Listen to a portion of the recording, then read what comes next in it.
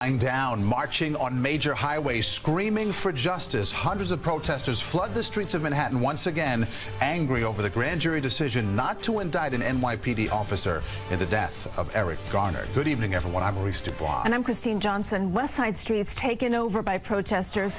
Police showing restraint, but still making dozens of arrests. Live picture now from Mobile 2 driving in Midtown. There have been traffic jams across the city all night with protesters weaving in and out of cars. Tonight we have live team coverage of the protests and the grand jury decision. And we begin with Matt Kozar live now in Midtown. Matt.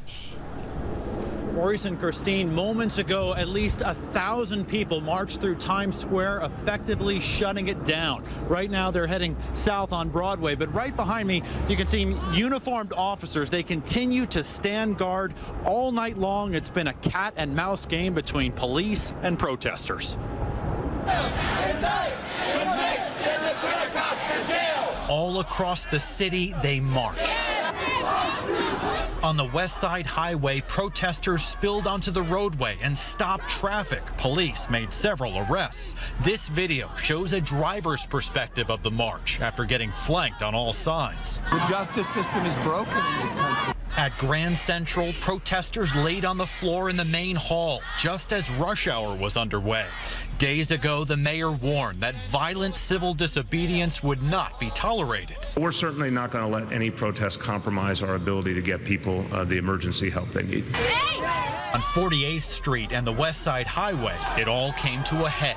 Cops and protesters clashed, dozens arrested, one person injured. At Rockefeller Center, the protesters tried to disrupt the annual tree lighting, but the NYPD wouldn't have it. The lives of black young men, black children, they matter. Their frustration palpable, not only here in New York, but also in the halls of Congress.